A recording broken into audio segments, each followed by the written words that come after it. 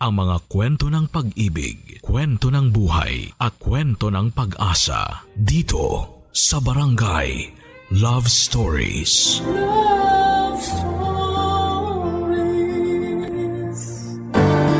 Ang sabi nila, para masarap magluto ay kailangang maayos ang lahat sa kusina, malinis ang lababo, maayos ang daloy ng tubig at walang bara sa grease trap. Kasi kapag may bara, may masamang maaamoy at minsan ay hindi lang sa tubo nagkakabara, pati sa buhay, sa konsensya at sa puso.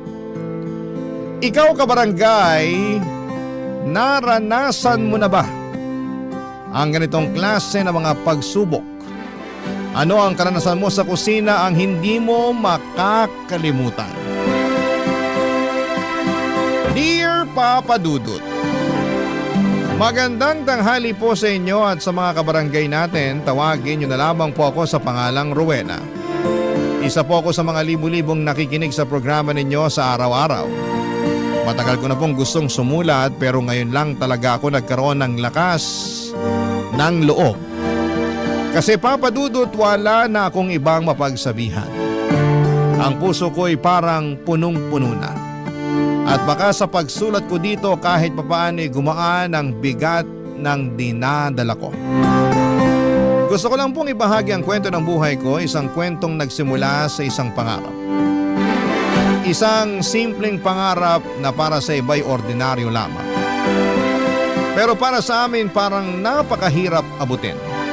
Ako po ay isang simpleng may bahay at asawa ng isang OFW na nagtatrabaho sa Middle East. Matagal na pong nagtitiis. Malayo sa pamilya ang asawa kong si Julius.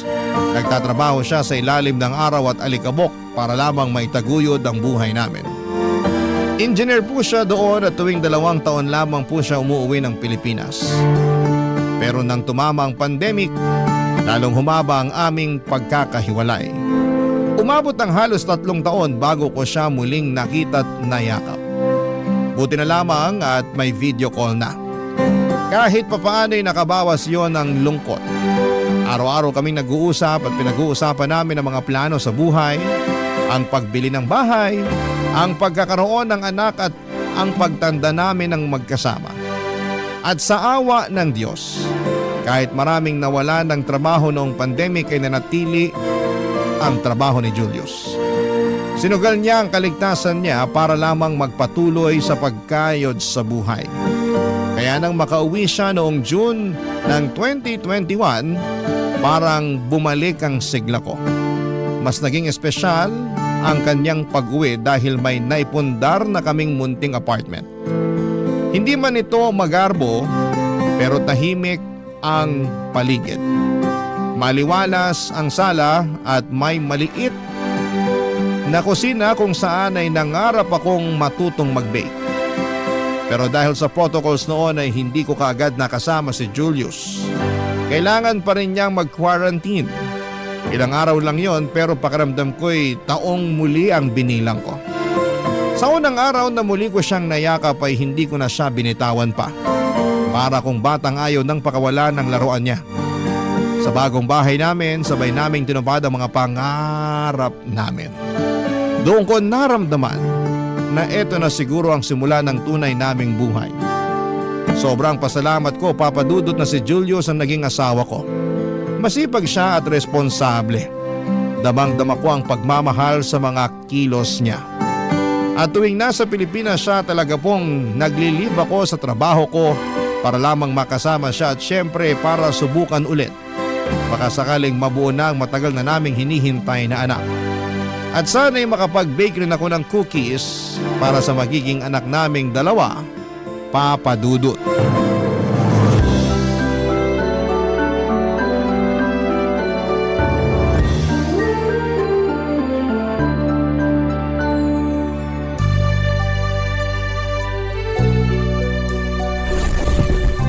Ba't parang natahimik ka, mahal?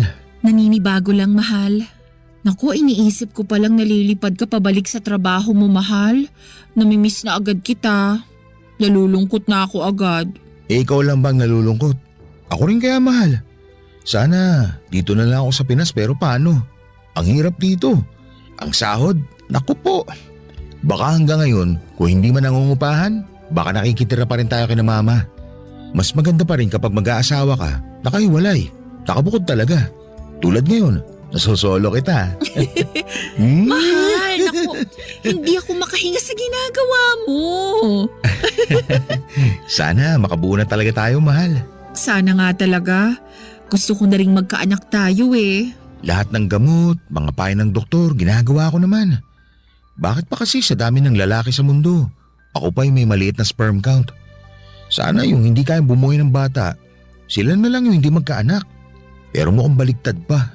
Mahal, magkakaanak din tayo. Di ba nga, araw-gabi tayo? Makakabuo rin tayo. Makaka-jackpot din tayo. Sana nga bullseye na. Para pagka-uwi ko dito, may bata na naglalaro sa bahay. May ingay na. Ang saya siguro nun, no? Siyempre naman. Walang kasing sayang mabiyayaan tayo ng anak. Babae man o lalaki, kahit ano. Blessing ang magkaroon tayo ng anak. Kapag lalaki, Julius ang magiging pangalan niya. Junior mo talaga? Siyempre naman. Paano kung babae? Di Julia. Ano? Maganda naman ang pangalang Julia. Pero biro lang. Gusto ko, Rowena. Para patas tayo. Para gagawa pa tayo ng isa pang lalaki. Julius at Rowena ang pangalan nila. Tapos kapag may dumagdag pa, doon na tayo mag-isip ng ibang pangalan. Siguro maganda kung Julina, pero pwede ring Rolius. Ikaw talaga? May pangalan bang ganun? Meron. Ang magiging pangatlong anak natin. Ayaw mo nun, Unique? Pwede naman. Hiling ko lang, mahal, na kahit isa lang, ibigay na sa atin. Kaya to. Kapag ibigay ng Diyos sa magiging anak natin, aalagaan talaga natin. Mamahalin. Ibigay ang pangangailangan niya. So suportahan sa gusto niya. Kailangan mo siyang i-guide ng mabuti kasi ikaw nandito. Siyempre, i-guide ko rin siya online. Magiging tatay pa rin ako kahit nasa abroad ako. Gusto kong lumaki siya ng matalino at may malawak na pangunawa sa mundo. Kahit ano ibigay sa atin, lalaki, babae, bakla o tomboy, wala akong pakialam doon. Anak natin siya, kaya mamahalin natin siya. Alam mo, tama ka dyan. Kahit ano pa siya, mamahalin natin dahil anak natin siya. At kung ano ang gusto niya sa buhay, basta nasa mabuting landas, suportahan natin. Ganun naman talaga eh. Kasi diba, may mga bagay din tayong gusto noon pero ayaw na magulang natin. Pero alam kong parte naman sa atin yun. Tama ka talaga, mahal. Mahal na mahal kita, mahal. Mahal na mahal din kita, mahal. Papa Dudut, buo ang tiwala naman na makabuo kami ng anak. Akala ko noon, Papa Dudut, ay doon ko na matutupad ang matagal kong inaasam. Ang maging isang ina. Pero hindi pala ganon kadali yun. Mahirap ang sitwasyon dahil sa sperm count ni Julius. Pero kahit ganoon ay hindi kami nawalan ng pag-asa. Lahat ng natural na paraan ay sinubukan na namin. Vitamins, healthy lifestyle, tamang timing, dasal, gabi-gabi. Pero sa tuwing aalis siya pabalik ng abroad ay may bahagi sa akin na unti-unting nawawala ng pag-asa. May sarili na kaming bahay at mas lalo akong nangarap dahil tama si Julius na kailangan namin ng ibang ingay sa bahay na dapat may kasama ako. Sa loob ng 6 na buwan mula nang umalis muli si Julius, ako na lang mag-isa sa apartment. Tahimik at sobrang tahimik. Habang lumilipas sa mga araw, Papa Dudut, mas lalong sumisikip ang dibdib ko sa tuwing dinadatnan ako. Sa bawat buwang lumilipas na walang pagbubuntis, pakiramdam ko ay parang may kulang sa pagkatao ko bilang isang babae. Hanggang isang araw sa sobrang pag-iisip ko, gusto ko na lang sanang ilubog ang sarili ko sa gawain. Sinubukan kong mag-bake ng cookies. Saka naglinis ako ng bahay, kusina, banyo, lahat. Doon ko napansin ang lababo. Hindi na maayos ang agos ng tubig. Mabaho at parang may bumabara. Naghanap ako ng isang tagalinis ng grease trap online. Akala ko'y simpleng bagay lang. Isang teknikal na problema lang sa bahay. Pero hindi ko alam, Papa Dudut, na yun palang simpleng problema sa lababo ang magiging simula ng pinakamasalimuot na yugto ng buhay ko. Dumating ang lalaking tagalinis, magaspang ang mga palad pero may kumpiyansang hindi ko may paliwanag. May kayabangan ng kilos, hindi siya yung tipong kagigiliwan ng magulang mo. Pero yung tipong kaya kang paikutin sa isang sulyap lang. Earl ang pangalan niya. Hindi ko alam kung dahil ba matagal akong hindi nakakaramdam ng presensya ng lalaki o dahil ba sa katahimikan ng bahay namin. Pero nang araw na yon, Papa Dudut, ay may nangyaring pagbabago.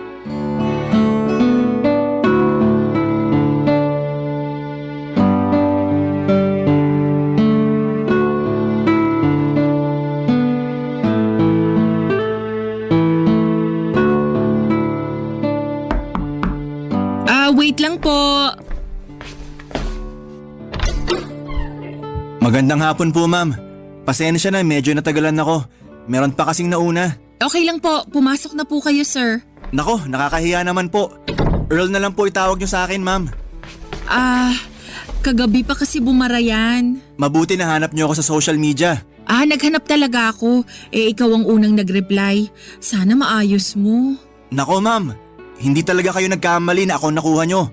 Alam po ninyo, ma'am, marami akong kayang gawin. Yang aircon nyo, pwede ko rin linisin yan para masarap ang buga, mas malamig. Tipong kailangan nyo ng kayakap sa lamig. Matagal na ako naglilinis ng grease trap, kaya mamaya nito, di nababara to. Okay, salamat po. Nagtatrabaho kasi ako sa isang restaurant, ma'am. Kaya alam na alam ko paano linisin to. Tsaka nag-training din talaga ako. Okay pala. Aba, syempre. Kailangan talagang pag-aralan to kasi ako, gusto ko talaga masiguro na tamang ginagawa ko. Hindi pwedeng mali. Hindi pwedeng masayang ang binabayad na nagpapalinis sa akin. Hindi po ba? Tama naman. Bubuksan ko na tong baba ng lababo, ma'am, para masimulan ko nang makita kung gaano kabara ang grease trap. Sabi niyo sa chat na umaapaw, mabaho ang amoy? Oo, barado na talaga. Tama po ba 600 yung singil? Tama po, pero kapag may mga gumagalaw na. Anong gumagalaw? Mga uod po, ma'am. Naku, kadiri naman, ayoko makita. Dyan lang kayo, ma'am. Hindi ko ipapakita sa inyo. Nakahanda naman tong paglalagyan ko. Naku, may mga uod nga, ma'am. Talaga ba? Madami. So magkano ang ibabayad ko? 800 po. Kayang-kaya nyo naman bayaran, ma'am. Mayaman naman kayo. Ganda nga ng bahay nyo eh. Sige, ayusin nyo na. Nako, mali yung nag-install ng grease trap nyo, ma'am. Dapat nakapatong itong pansala ng mga tira-tirang kanin. Ganun ba? Opo, pero maayos ko to mamaya. Aayusin ko po, Ma'am Rowena. O sige, para makapaghugas at makapagluto ako ng maayos. Madali lang naman to. Sa restaurant nga, sobrang lalaki ng mga grease trap na nililinis ko.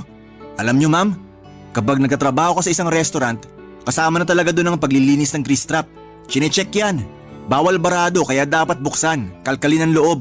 Para maganda ang daloy ng tubig mula sa gripo. Hindi babara. Kaya dapat araw-arawin. Masipag ka pala. Kailangan po yan. Habang bata, dapat buhos ang lakas. Alam nyo, ma'am, bata pa lang ako. Banat na ako sa trabaho. Nag-construction din ako hanggang ngayon. Sideline para kumita ng pera. Sanay ako sa kahit anong trabaho. Kaya kita nyo naman sa katawan ko. Libre gym ang trabaho ko. Lilinisan ko lang to. Pwede po sa CR ko linisan to? Sige. Handa po ako. May dala akong sabon para malinis ko talaga. Magbabayad na lang po kayo mamaya. Salamat, Earl. Salamat din po sa inyo, ma'am. Teka, kayo lang ba nakatira dito?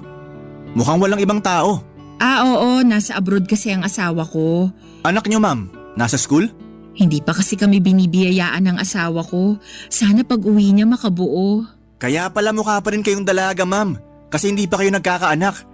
Pero sana magkaanak din kayo ng asawa nyo. Sana nga. Salamat. Walang anuman po. Sorry, ma'am. Hayaan nyo akong sabihin to sa inyo. Unang kita ko po kasi sa inyo kanina. Para po kayong anghel. Ang ganda nyo po. Swerte ng asawa nyo sa inyo. Naku, ako ang maswerte sa asawa ko.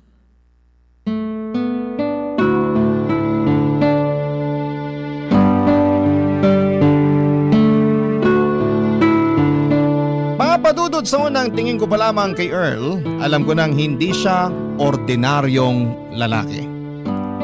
May tikas at lakas ang kanyang presensya na mahirap ipagkaila.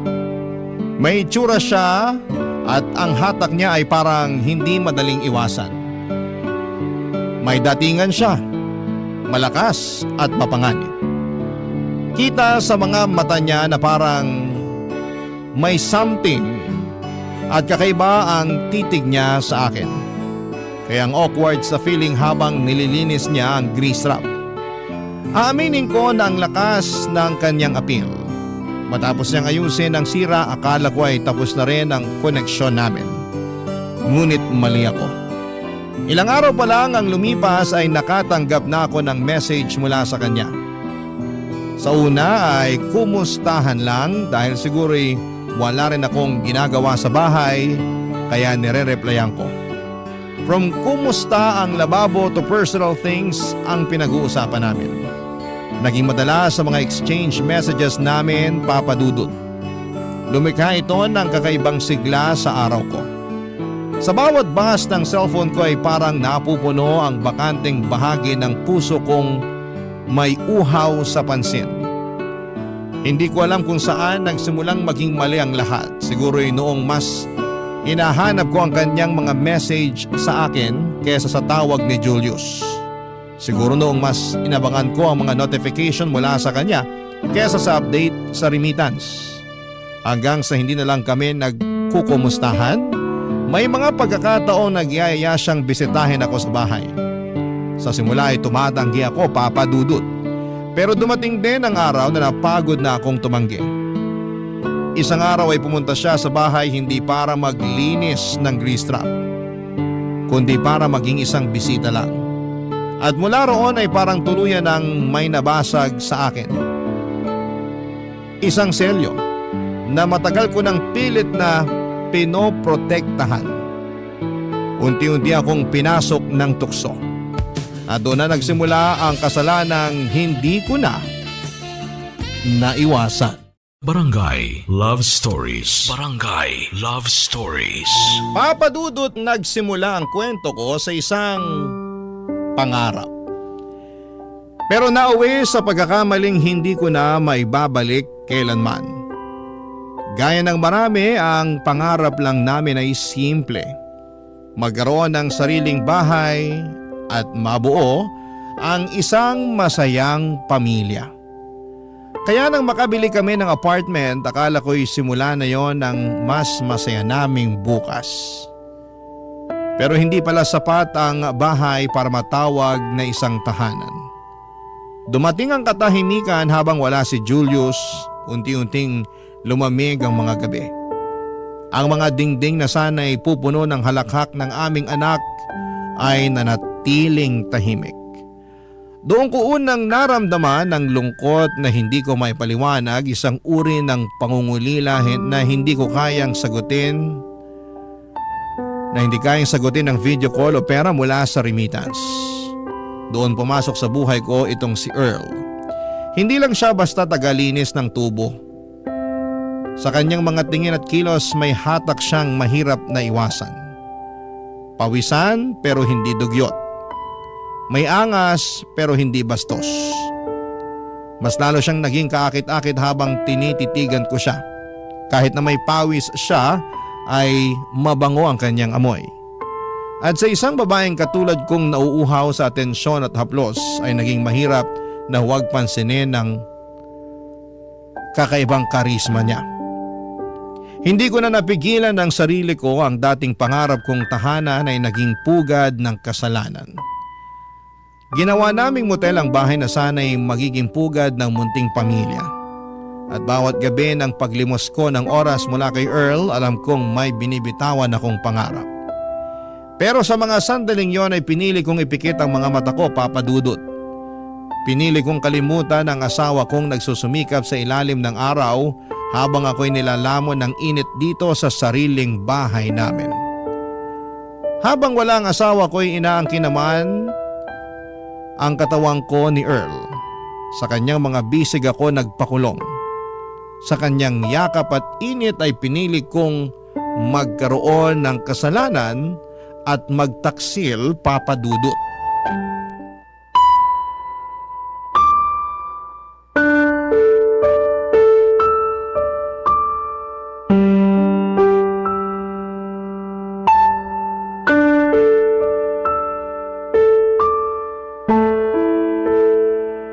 Ayos ka lang ba?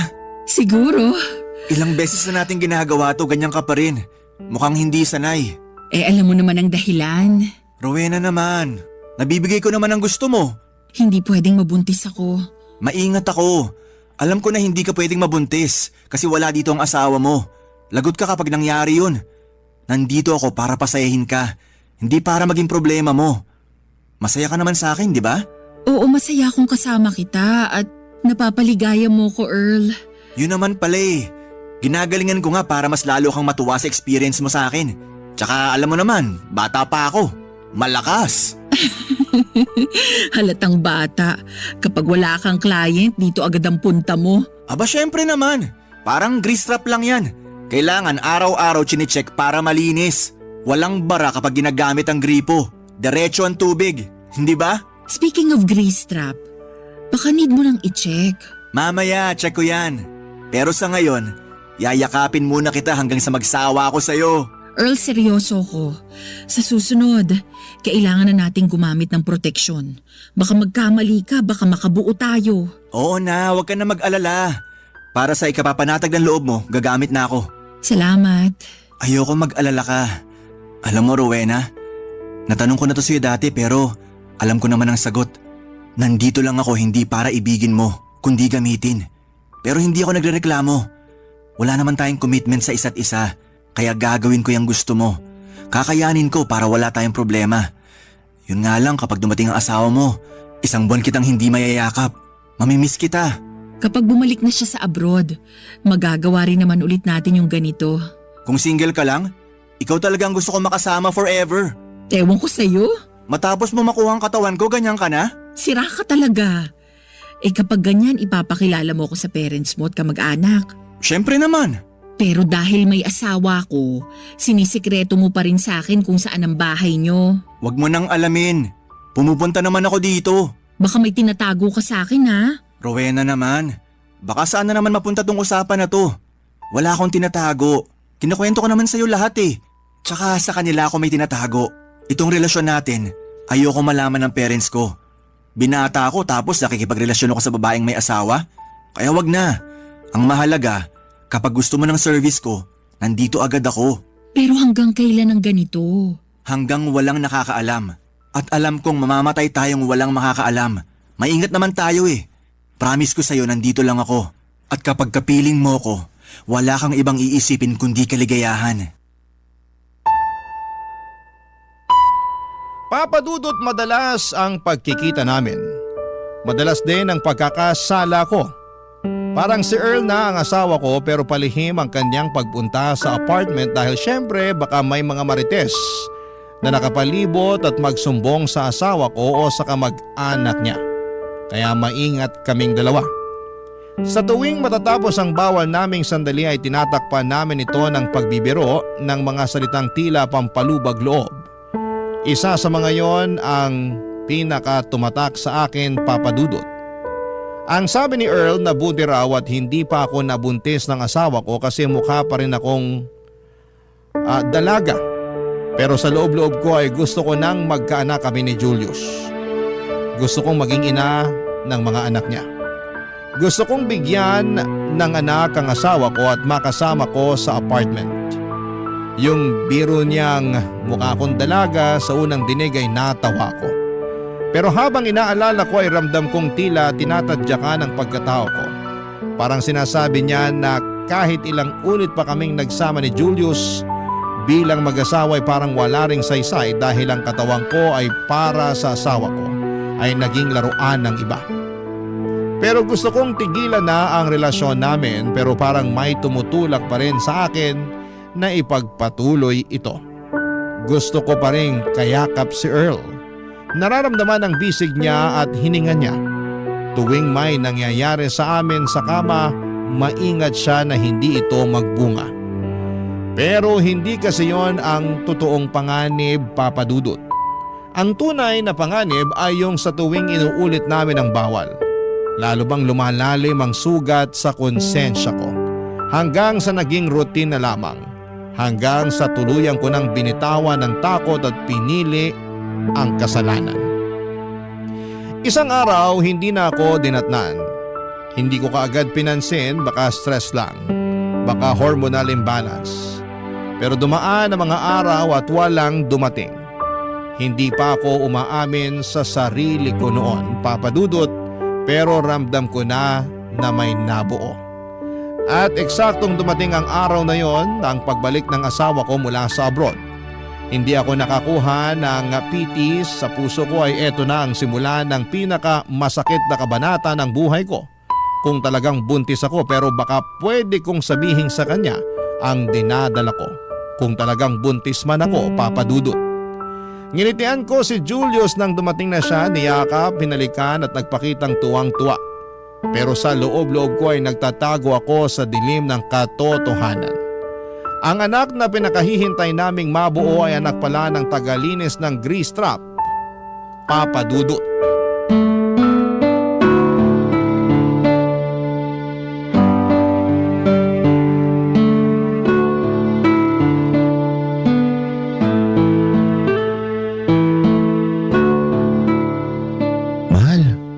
Nababanguhan sa amoy ng niluluto ko? Napapansin ko, parati ka na lang natutulala simula nang umuwi ako rito.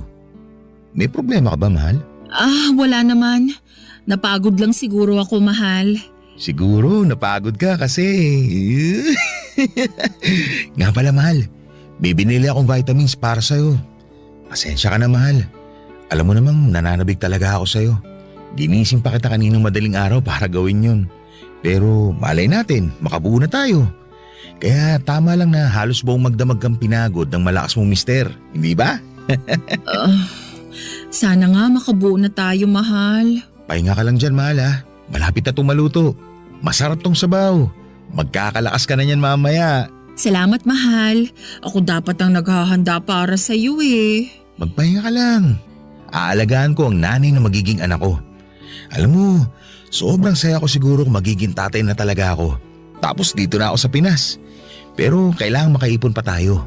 Magnenegosyo na lang tayo. Kaya naman natin. Lord, sana ibigay mo na sa amin yung hiling namin na isang anak. Kahit isa lang po. Magiging tatay ka, mahal. Oh, bakit ka umiiyak? Mahal kita. Gusto kong bigyan ka ng anak. Sana. Bibigay sa atin ni Lord June. Ramdam ko, mahal. Ito na yung hinihintay natin. Tiwala lang. Nagtitiwala naman ako. Dapat tumawa ka. Huwag ka nang umiyak. Basta, kakain ka ng niluto kong sabaw ha. O dito ka lang, maghuhugas muna ako para konti na lang yung hugasan ko mamaya. Dapat ako na, mahal. Minsan ka na nga lang umuwi dito, ikaw pa ang gumagawa niyan. Ako dapat ang nagsisilbi sa'yo. Umaandar na naman yung mentality mong ganyan. Dito sa bahay natin, patas tayo. Nagkataon lang na lalaki ako. Pero hindi ibig sabihin na kung babae ka, ikaw na gumagawa ng gawaing bahay. Saka, namiss ko rin yung ganito. Dati ako naman talaga nagluluto sa bahay namin. Namahan akong hilig ni tatay sa pagluluto. Kaya kapag may anak na tayo, ipapasa ko sa kanya mga recipe ko. Yun kung gusto lang naman niya. Kung ayaw niya, nasa kanya yun kung anong gusto niya. Baka namanan niya ang pagiging mabait at mapagkakatiwala ang may bahay ko. Okay ka lang ba? Uminom ka kaya muna ng tubig. Sorry na talaga, mahal. Mamaya, yayakap na lang ako. Hindi na kita papagurin. Sa susunod na gabi na para makapagpahinga ka rin. Mahal, salamat sa pagmamahal. Salamat din at sobrang loyal mo sa akin, mahal. Kasi alam mo, yung ibang misis dyan na kapag iniwan ng mister dito sa Pinas, ayun, naghahanap ng ibang lalaki. Marami akong naririnig at nababasa ng mga ganyang storya. Ang lala, no? Hindi man lang makatiis. Hindi man lang inaalala na nagkakandao-gaga sa trabaho mister nila sa ibang bansa. Tapos nanghangaliwa pa sila. Ibang klase. Dapat ang mga ganyan, hinihiwalayan talaga. Di ba, mahal? Mahal? Oo, dapat lang. Pero ikaw, tiyak na hindi kita hihiwalayan. Kasi alam kong ako lang sa buhay mo. At kami lang dalawa na magiging baby natin ang mamahalin mo forever. Oo, mahal. Forever. Steady ka lang dyan. Paglilingkuran kita ngayong araw. Uy, malakas ang pressure ng tubig ah. Parang gustong kumawala ng tubig. Dapat pala pahinaan ng pressure.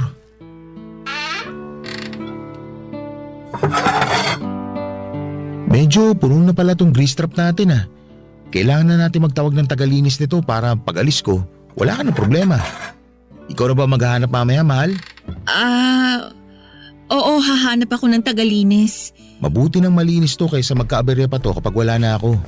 Mas dapat kitang bantayan. Baka kung sino-sino lang papasok dito at iba na pala ang sadya. Marami manloloko ngayon, no? Sige, mahal. Ako nang maghahanap ng tagalinis. Salamat, mahal. Marami naman sa social media, di ba? Basta may mukha at maraming reviews ang kunin mo, ha? Saka nandito naman ako eh. Marami naman, mahal. Alam mo, pwede tayo mag-dinner mamaya sa labas. Yung tipong parang high school. Gusto mo yon? Ang senti ko talaga, no? Old school talaga ako eh. Saka gusto ko yung mga ginagawa natin dati. Lumalabas tayo kahit konti lang ang pera. At masaya tayo. Pero kakain din tayo sa medyo mamahalin. Kaya ko pa naman. Para maalala natin yung mga ginagawa natin dati. Naalala mo nun nung dinedate kita tapos tempura lang kinain natin? Oo naman. Parang kailan lang. Tapos naging mag-asawa na tayo. Oh, mahal. Umiiyak ka na naman. Masaya lang ako na nagkatuluyan tayo. Kasi alam kong mahal na mahal mo ako. Siyempre naman. At ikaw, mahal mo ako. Tama, mahal. Mahal kita. Ikaw talaga. Tigilan mo na yung pag-iyak mo. Mahal na mahal kita. Matapos ang isang buwang bakasyon ng asawa kong si Julius dito sa Pilipinas ay muli na naman siyang umalis. Iyak siya ng iyak noong paalis na siya. Parang ramdam niyang may mabigat. Ako naman, Papa Dudut, ay pilit kong pinanatiling matatag ang mukha ko kahit sa likod ng mga yakap ko ay isang malaking kasinungalingan ang tinatago ko. Isang buwan akong nagkunwaring payapa pero noong umalis na si Julius ay unti-unti nang lumitaw ang mga sintomas.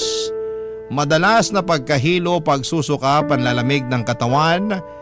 Isang umaga habang nanginginig ang kamay ko sa kaba ay bumili ako ng pregnancy test. Isang linyang hindi ko inaasahan ang lumitaw. 2 po yun. Positive, buntis ako.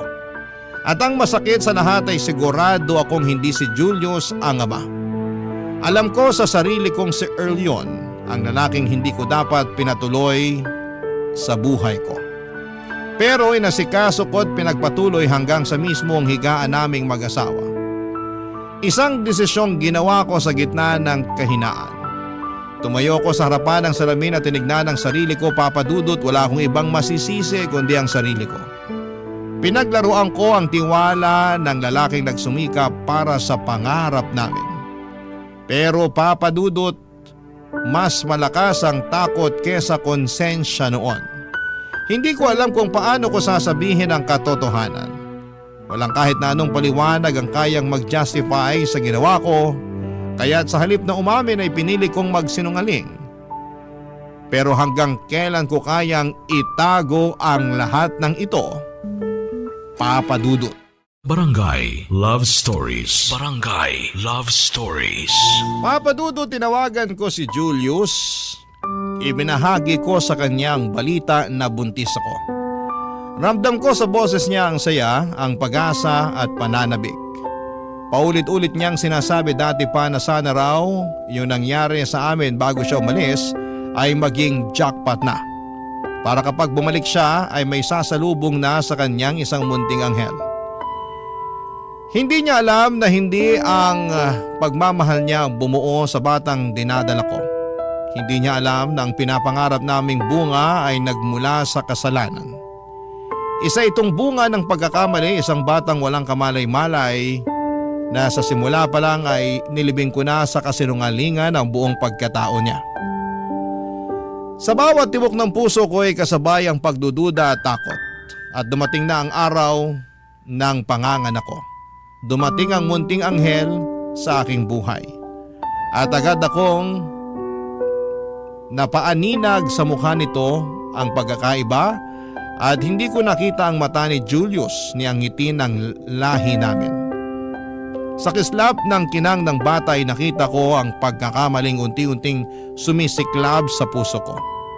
Namanan niya ang mukha ni Earl. Nagtataka ang mga tao sa paligid bakit daw mukhang maaga ang panganganak ko. Hindi nagtagal, Papa Dudut, ay naglakas loob ang pamilya ni Julius. Binilang nila ang mga araw mula sa pag-uwi ni Julius para alamin ang katotohanan. At nang magsimula silang mapaisip ay pinili nila ang DNA test, ang tanging daan para malaman ang katotohanan. Dumating ang resulta, hindi nga si Julius ang ama ng anak ko. Nangyari ang mga discovery na ito na hindi ko alam.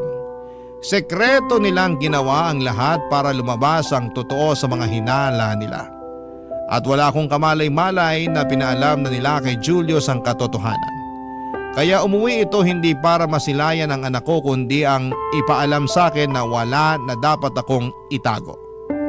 Nalantad na ang sekreto ko, Papa Dudut.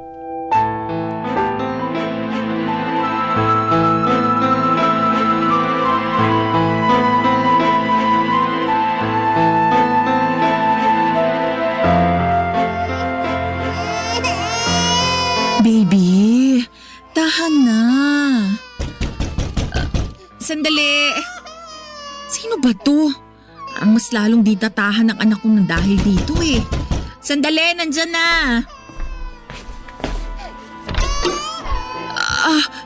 Mahal? Dumating ka na pala. Bakit hindi mo sinabi? Siya ba? Oo. Ang baby natin. Ang junior mo. Rowena, pwede bang umayos ka? Alam ko na. Anong alam mo? Ano bang nangyayari? Mahal? Tignan mo tong papel na dala ko. Nakakabasa ka naman, hindi ba? Mahal? DNA? Pinapaternity test ng magulang ko ang batang yan. Sabi sa resulta, hindi ko siya anak. Ngayon, Rowena, sabihin mo sa akin, sino ang ama ng batang yan? Ikaw ang ama ni Junior. Sinungaling! Mahal! Ba't mo ginawa sa akin to? Bakit? Anak, tahan na. Tahan na, anak. Ibig sabihin pala nung umuwi ako, may laman na pala yung tiyan mo. Binilang namin. Nabuo ang bata bago pa man ako umuwi nun. Habang sumisiping ka sa akin, ibang lalaki na ang iniisip mo. Baka ito sana ang gusto mo mangyari. Gusto mo sana na paniwalain ako na ako ang tatay na magiging anak mo sa pagtataksil. Siyempre alam mo na nun, nabuntis ka na, hindi ba? Hindi. Anak mo si Junior, mahal. Anak mo siya. Pwede ba tigilan mo na yung kasinungalingan mo? Hindi nagsisinungaling ang siyensya. Sabi sa resulta ng DNA, iba ang ama ng bata. Sino? Kanino ka nagpakamot nung wala ako? Kanino? Akala ko mapagkakatiwalaan kita. Akala ko mahal mo ako pero ginawa mo akong tanga. Binigay ko naman sa'yo lahat. Lahat, Rowena. Nagtrabaho ako sa ibang bansa para may maipadala sa'yo. Para meron tayong magandang buhay. Kailangan ko magtrabaho para sa kinabukasan natin. Tapos babaliwalain mo lang lahat yon. Mahal. Tigilan mo ako sa kakamahal mo. Dahil hindi mo ako mahal. Makasarili ka. Maharot ka. Malandi ka. Hindi ka makatiis. Nakakahiya ka, Rowena. Nakakahiya ka. Sorry. Ano? Aamin ka na ba sa kasalanan mo? O paninindigan mo talaga ang kasinungalingan mo? Sorry, nagkamali ako. Alam mo, kung hindi lang nagduda ang mga magulang ko, sigurado hanggang ngayon, pinagtatawanan niyo pa rin ako ng lalaki mo. Kasi syempre naisahan niyo ako eh. Ang saya sana, no? Pero hindi. Hindi na ngayon. Simula ngayon wala nang tayo. Nawala na yung babaeng minahal ko. Yung babaeng pinakasalan ko. Yung babaeng pinagkakatiwalaan ko. Wala na. Kaya magbalot-balot ka na. Lumayas ka na rito. Julius naman, paano kami na bata? Ang kapal ng mukha mo para tanungin ako niyan. Alam mo naman ang sagot. Puntahan niyo ang ama ng batang yan. Magsama kayo kung gusto niyo kahit hanggang sa impyerno. Sinayang mo lahat ng pangarap natin. Napakulang kwenta mo. Mahal. Sabi na huwag mo akong tawagin mahal. Sige na. Lumayas na kayo sa pamamahay ko. Julius, wag. Ayaw mo umalis ha? Halika. Gusto mo ng ganito ha? Yung kinakaladkad ka. Hindi ako lalayas. Bahay ko rin to. Hindi mo bahay to. Kaya lumayas ka, malandi ka. Oo, nagkasala ko. Pero bahay ko rin to. Ano? Ang kapal talaga ng mukha mo. Conjugal property natin to. May karapatan ako dito. Anak ng... Talaga ha? Ibang klase! Lumayas ka! Layas! Hindi! Makinig ka! Bahay ko lang to! Medyo mahina rin pala yung kukote mo no? Anong ibig mong sabihin? Siguro, nakatunog ang tadhana na mangyayari to. Kasi, nasa pangalan pa ni ate itong bahay. Alam mo, bobo ka rin Makati ka eh. Hindi ba sina ate may-ari nito? Binili ko lang to sa kanila. Buti, hindi pa nailipat sa pangalan ko. Kaya tigil-tigilan mo ako sa conjugal na yan. Wala kang karapatan dito. Lumayas ka na! Kundi tatadya ka na ata palabas! Ano? Gusto mo bang ulitin ko? Maawa ka, Julius, maawa ka. Hindi na ako gagawa na kung ano man. Hindi na. Tapos, gusto mo ako maging ama ng batang yan? Gagawin mo pa akong tanga! Pasensya ka na ha. Walang kasalanan ng bata rito. Kasalanan mo to! Pumatol ka sa ibang lalaki kahit may asawa ka na! Sige na! Kunin mo na mga gamit mo! Umalis ka na sa bahay na to! Julius, nagmamakaawa ako. Gusto mo ba tumawag pa ako ng barangay? O baka gusto mo ipatampot pa kita sa pulis? Gusto mo ipagsigawan ko pa sa lahat na etong asawa kong balandi Pinapalayas ko kasi nagpakamot sa ibang lalaki habang wala ako! Yung ba gusto mo? Sige na! Kunin mo na mga gamit mo! Kung gusto mo magdemanda, gawin mo! Pero ngayon, kailangan mo na umalis sa bahay na to at baka magdilim pa paningin ko! May magawa pa ako hindi maganda! Ayoko dungisan ang kamay ko, Rowena! Umalis ka na! Papadudot dumaan ako sa isang unos na ako mismo ang nagsimula. Akala ko po ay may habag pa si Julius na maibibigay sa akin pero wala na pala akong pwedeng kapitan pa. Iniwan niya ako at pinalayas niya ako sa bahay namin at doon ko lang rin po nalaman ang katotohanan tungkol sa apartment naming tinitirhan. Sa pangalan pa pala ng kapatid niya ito nakapangalan, wala akong legal na karapatan kahit isang sulok sa bahay na minsang inakalang magiging pugad ng aming pamilya. Napagtanto ko po na lahat ng inakala kong akin ay wala pala talaga. Wala po akong mukhang may harap sa pamilya ko, naniniwala silang mabait at tapat akong asawa. Hindi ko kinayang aminin sa kanila ang buong katotohanan na ako ang sumira ng pamilya ko. Na isa akong taksil at malanding babaeng pumatol sa isang tagalinis ng grease trap. Kaya kahit napakahirap ay pinili kong lumayo sa pamilya ko. Ayaw kong marinig ang mga sumbat nila dahil alam kong kasalanan ko naman ang lahat ng ito. Nakipagkita ako kay Earl, dapat niyang malaman na wala na akong tinitirhan at bistado na ako ng asawa ko. Hindi ko po alam kung anong klaseng lakas ng loob ang nagtulak sa akin para makipagkita, Papadudot. Siguro yung maasa kung kahit papaano ay may malasakit siya sa akin dahil siya ang tunay na ama ng anak ko. Pero Papadudot, ang pagharap namin ay ibang klaseng unos. Para akong tinangay ng ipo-ipo at ibinagsak sa kawalan. Parang naging pera-peraso ang pagkatao ko at hirap akong buuin itong muli. Mahirap po talaga. Sobrang sising-sisi ako sa nagawa kong pakikipagrelasyon sa kanya, Papadudot.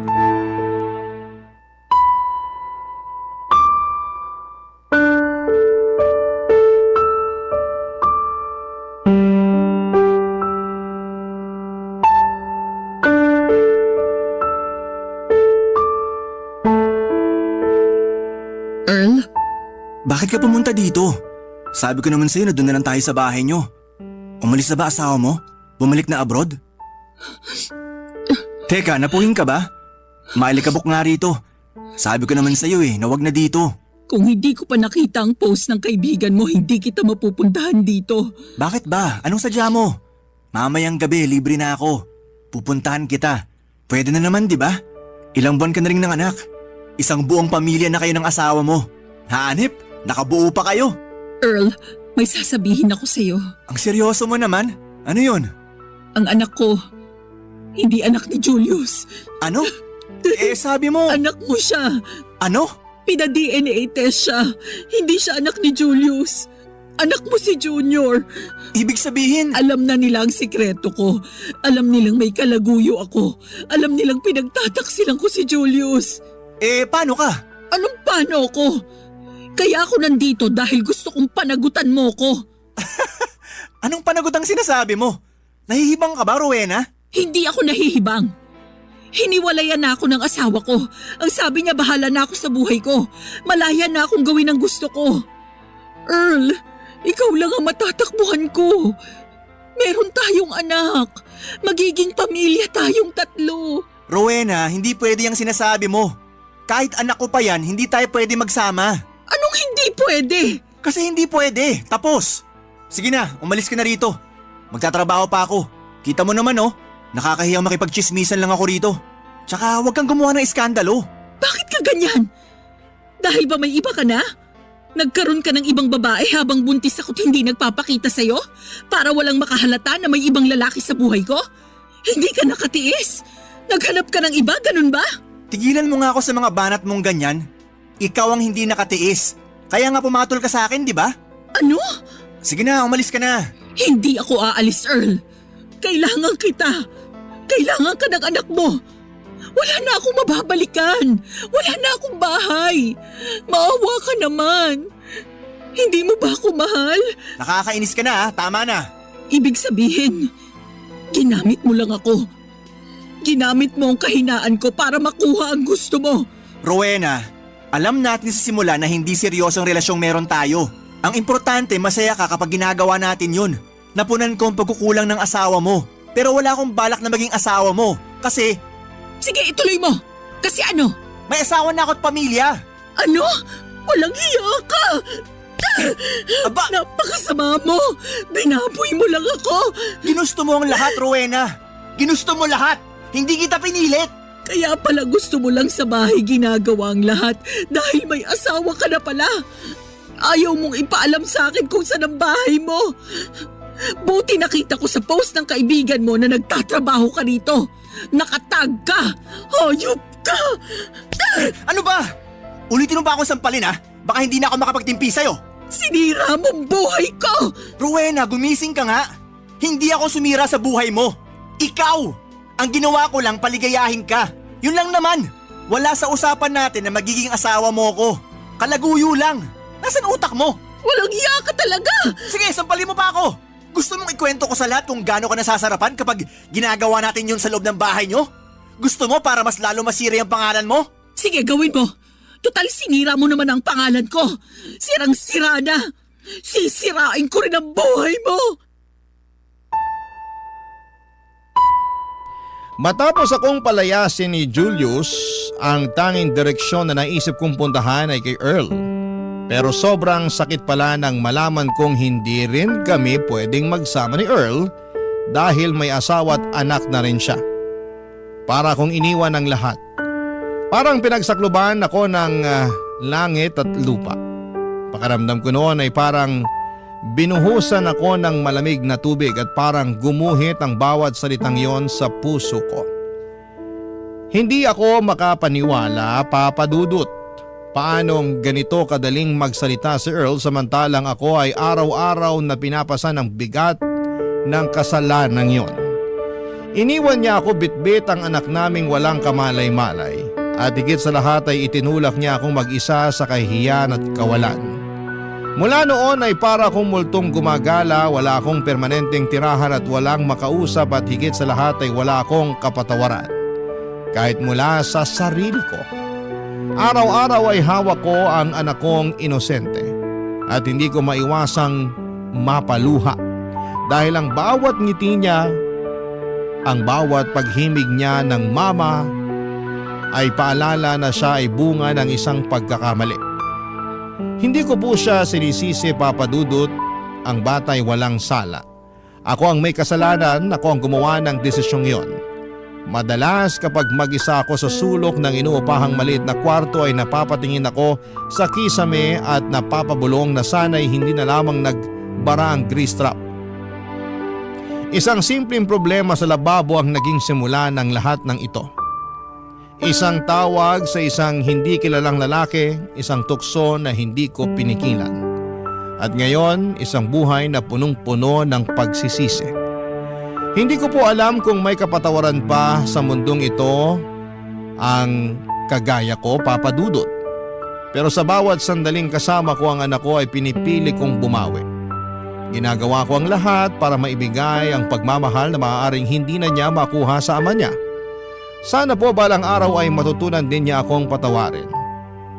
Hanggang dito na lamang po at salamat po sa pagbibigay ng espasyo para sa isang katulad kong nagkamali. Sana po sa pagbabahagi ko nito ay may matauhan, may umiwas, may mailigtas pa mula sa pagkakasalang tulad ng sa akin.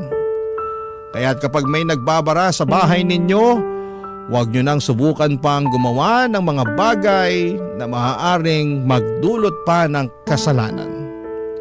Ang inyong forever kapuso at kabarangay, Rowena. Anong say mo sa Barangay Love Stories na ito? Pagkwentuhan natin sa comment section yan.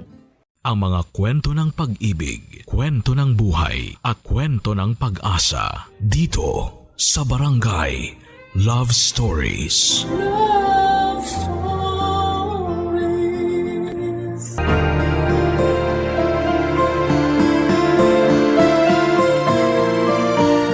Pinakamahirap daw turuan ang mga matatanda kesa mga bata. Meron kasi silang paniniwala na nakatali sa nakaraan na hindi nila kayang bitawan at dala-dala pa rin sa kasalukuyan. Ikaw, kabarangay, meron ka bang pinapaniwalaan sa buhay? Dear Papa Dudut, magandang tanghali sa inyo at sa mga avid listener ng Barangay Love Stories. Itago niyo na lamang po ako sa pangalang Analea, 35 years old at nakatira sa Quezon City. Nadiskubre ko ang programa ninyo noong sinuggest ito sa akin ng kaibigan at dati kong kaopisina na mahilig makinig ng mga love stories sa radyo. Sinabi rin niya na subukan kong sumulat sa inyong istasyon, Papa Dudut, para ibahagi ang kwento ng buhay ko. Gusto ko rin humingi ng payo sa mga kabarangay natin kung ano ang mabuti kong gawin sa sitwasyon ko. Magsisimula ang lahat taong 2023 nang makilala ko ang partner kong si Jimbo. Nagtatrabaho ako noon sa isang private company sa Quezon City bilang data analyst. Katrabaho ko si Jimbo at mas bata sa akin ng 6 na taon. Bali 27 years old siya noon samantalang 33 na ako. That time may 6 na buwan na akong hiwalay sa long-time boyfriend at live-in partner ko for 10 years. Dahil sa cheating issue niya. Wala kaming anak, bagay na pinanghihinayangan ko. Lalo nang tumanda na ako. Gustong gusto ko nang magka-baby at tiwala naman ako na kahit na wala na ang dati kong partner sa buhay ko ay may tataguyod ko pa rin mag-isa ang aming anak. Kaso hindi kami nakabuo dahil may problema siya. Tapos nung nakilala ko si Jimbo na bagong pasok sa amin bilang messenger ay naging close kami kaagad. Kahit na mas mataas ang posisyon ko sa kanya sa trabaho at mas matanda ako ay hindi yun naging hadlang upang ma-develop ang feelings namin sa isa't isa. Fast forward. Naging kami at makalipas lang ng 2 linggo ay kapwa kami na sorpresa.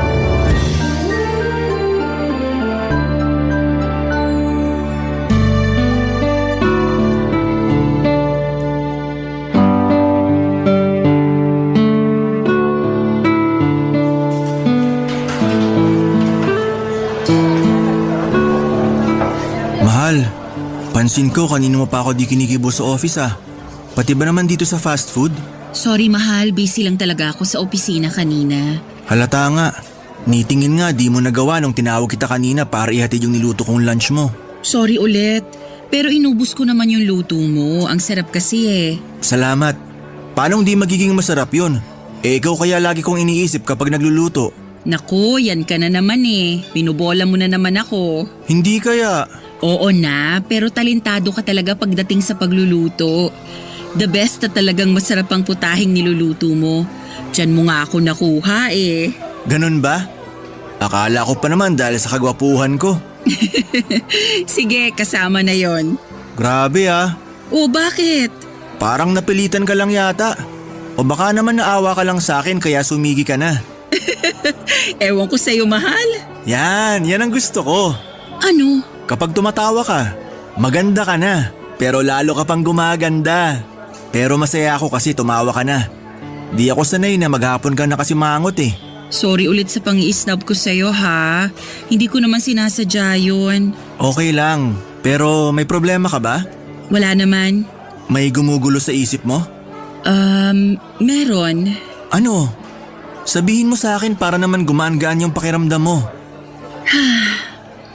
Actually, hindi naman mabigat yung pakiramdam ko lalo na nung nalaman ko yun kaninang umaga. Ang alin? Teka, may kukunin lang ako sa bag ko ha. Sige.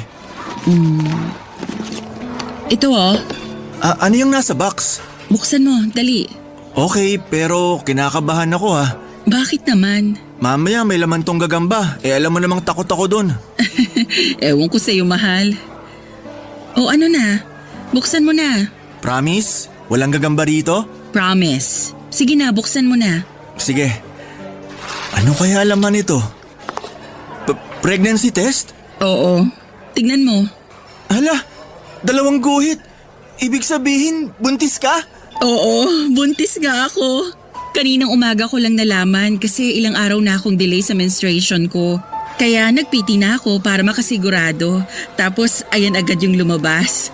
In fact, inulit ko pa nga para sure talaga tapos pareho lang yung result.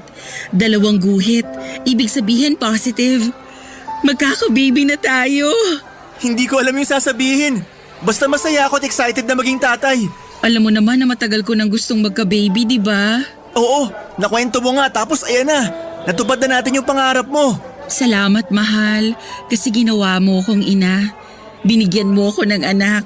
Ako rin naman eh. Ginawa mo akong tatay. Ngayon na magiging magulang na tayo, pinapangako ko na lalo ako magsisikap sa pagtatrabaho para mabigay ko sa inyo ng anak natin yung buhay na deserve nyo. Hindi mo naman kailangan gawin mag-isa yun, mahal. Kasama mo ko. Tayong 2 ang magulang ng batang dinadala ko. Hindi lang ikaw. Kaya magsisikap din ako para maitaguyod natin yung baby natin. Salamat, mahal. Lalo ako na-inspired dahil sa magandang balita mo. Excited na akong sabihin kay nanay na magiging lola na siya. Siguradong matutuwa yun pero kinakabahan lang ako. Ha? Saan? Siyempre, hindi pa nga alam ng nanay mo na tayo na. Malalaman din niya at double celebration pa kasi magkaka-baby na tayo. Huwag kang kabahan. Mabait naman si nanay eh. Mahirap hindi kabahan, pero may tiwala naman ako sa'yo. Salamat sa pagtitiwala, mahal ko. Ano kayang magiging gender ng baby natin? Kahit na ano pa, basta healthy ang baby natin, ayos na ayos sa akin.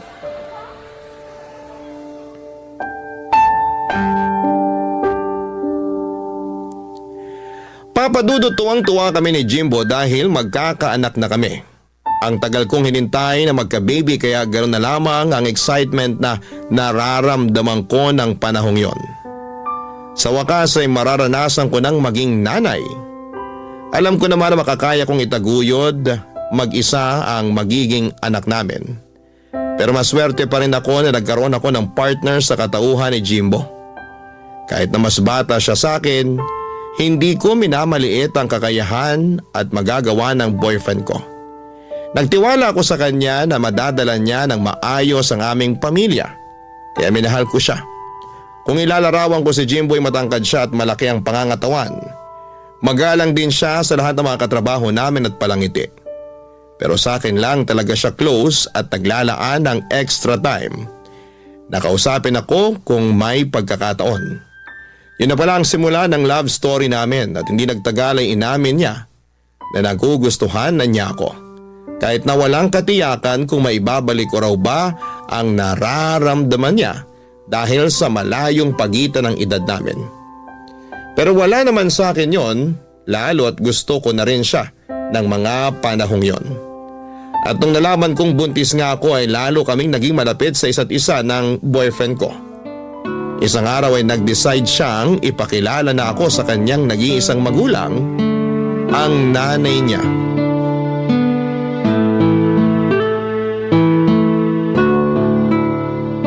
Ano?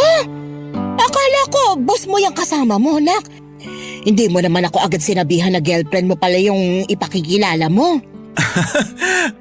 Boss ko naman po talaga si Analea kasi mas mataas ang posisyon niya sa akin. Ay, ganun ba? Hindi naman po kami pareho ng department ni Jimbo. Bale, meron pa po siyang supervisor. Yun po talaga yung boss niya. Pero kung titignan, magkatrabaho lang din kami. Pero matagal ka na ba dyan sa opisina niyo, Analea? Matagal na rin po. Nagsimula po ako doon nung 23 years old ako. Ilang taon ka na ba ngayon? 33 na po. Ay, mas matanda ka pala sa anak ko ng 6 na taon. Kung hindi mo natatanong, 27 anyos pa lang tong anak ko. Pero yung kuya niya, kaedad mo, nak. Okay po. Pero kahit na mas matanda po sa akin si Analea, mahal po namin ang isa't isa. Hindi ko naman kayo paghihiwalayin. Tsaka 6 na taon lang naman yan. Yung iba nga, 10 pataas yung pagitan ng mga edad, wala namang problema. Tsaka nasa tamang edad na kayo, lalo ka na anak. Salamat po, Nay. Sabi sa'yo, mabait na nanay ko eh. Oo nga. Grabe ka naman sa akin, Jimbo. Palagay mo sa akin katulad ng mga kontrabidang nanay na napapanood ko sa mga palabas sa TV. Hindi naman po. Tsaka alam ko po na mabait kayo kaya binida ko na po kayo kay Analea. Dapat lang kasi mabait naman talaga ako. Matanong ko lang kung gaano na ba kayo katagal simula nung maging kayo? Ang totoo, 2 linggo mahigit pa lang po. Pero may isa pa po kaming sasabihin sa inyo. Ha? Ano yun? Promise, wag po kayong mabibigla Depende kung sasabihin mong may ginawa kayong krimen ng girlfriend mo. Nay naman Joke lang. Ikaw naman di ka na mabiro. Ano ba yung isa nyo pang sasabihin? Mahal, ikaw ba magsasabi o ako na? Ikaw na. Ang tagal naman. Ano ba kasi yun? Magkakaanak na po kami. Ano ka mo? Ulitin mo nga. Baka ako'y nabibingi lang. Sabi ko po, magkakaanak na kami ni Analea. Ay, Santissima. Ang bilis naman yata. Masyado po kasing mainit sa kama si... Uy, wag mo nang ikwento sa nanay mo. Tignan mo, nagulat na nga siya. Sorry, mahal. Sinong hindi magugulat kapapakilala mo pa lang sa akin yung girlfriend mo tapos sasabihin mong buntis na siya agad? Di ba sabi nyo nasa tamang edad na rin kami? Lalo na po ako? Sinabi ko nga, pero hindi ko pa rin mapigilang mag-alala. Para sa akin bata ka pa para maging tatay, nak. Hindi na po ako bata. 27 na po ako. Yung mga kababata ko nga may anak na kahit 23 years old pa lang sila nun. Sa bagay, ama ka rin naman. Kaya wag na po kayong mag-alala. Kasi alam ko sa sarili ko na handa na akong maging tatay. Tama rin naman dahil wala ka nang magagawa lalo magkaka-baby na pala kayo. Pero congrats sa inyong dalawa. Hindi nyo naman sinabi agad na magiging lola na ako di sana nakapagpakulay na ako ng buhok. Ano pong kinalaman nun sa pagbubuntis ko? Pampaswerte lang. Kung di mo natatanong, mahilig maniwala si nanay sa kung ano-anong sabi-sabi. Hindi ba pwedeng magpaganda ko para pag nagpicture tayo mamaya at pinost ko sa Facebook ko maganda ang nanay mo? Siyempre, good news yung pagbubuntis ni Analea. Blessing yung baby nyo. Kaya dapat nakapag-ayos-ayos ako noon. Para naman pag nakita ng mga friend ko sa Facebook, pusuan nila. Hindi nyo naman po kilala yung friend nyo online. Kahit na. Huwag ka lang ang kontrabida dyan. Pahipo nga ng tiyan mo, Analea. Baka swertehin ako sa badyong mamaya. Papadudot aminado akong nagulat nang magkakilala na kami ng nanay ng boyfriend ko. Mabait naman siya for my likings at ayos namang kausap. Pero hindi ako sanay sa pagiging maalaga at maalalahanin niya sa akin at sa magiging anak namin ng boyfriend ko. Lumaki kasi ako na walang kinamulatang nanay matapos nitong mamatay ng maaga. Wala na rin akong tatay dahil mas pinili nitong makisama sa ibang babae matapos akong iwan at ipagkatiwala sa lola ko. Hindi rin naman kami close ni lola pero thankful ako kasi inalagaan at pinaaral niya pa rin ako sa tulong ng iba ko pang tiyuhin at tiyahin na nasa abroad. Simula noong mamatay ang lola ko pagka-graduate ko ng college ay namuhay na lamang ako mag-isa. Doon ko nakilala ang ex-boyfriend ko hanggang sa magkahiwalay din kami matapos ang 10 taong pagsasama. Kaya hindi talaga ako sanay sa pagiging clingy ng nanay ni Jimbo. Pero hindi ko na lang pinahalata sa kanya ang pagkailang ko lalo na unang beses pa lang naming nagkita at nagkakilala noon. Ayoko rin naman na may masabi siya sa akin kaya pinakisamahan ko na lamang siya, Papa Dudut. Barangay Love Stories. Barangay Love Stories. Papadudot, dahil first baby ko ang dinadala ko ay kabado at todo ingat ako sa aking pagbubuntis. Kahit sinabi naman sa akin ng OB ko na hindi masela ng pagdadalang tao ko kahit na may edad na ako, ay nagkusa pa rin ako na mag-ingat at alagaan ang aking sarili. Ayoko kasing may pagsisihan lalo na at anak ko ang pinag-uusapan dito. Bukod doon ay matagal ko ring hinihintay na magka-baby kaya hindi ako makakapayag na mawala lang siya sa akin o kunin sa isang iglap. Kaya nga ginawa namin ni Jimbo ang lahat para maging magaan at maayos ang pagbubuntis ko. Nang mga panahong yon ay umuwi ako sa nirerentahan kong apartment sa Cainta, Rizal. Madalas ay nagmomotor lamang ako dahil yun naman ang usong transportasyon para mabilis makapagbiyahe. Okay lang naman pero malayo kasi ang inuuwian ko sa trabaho kaya nakakapagod at nakakangalay sa likod. Wala akong sasakyan dahil hindi praktikal sa akin ang kumuha. Pero noong nabuntis ako ay pareho kaming nag-alala ni Jimbo sa biyahe ko. At doon na nga niya ako kinausap dahil meron siyang plano.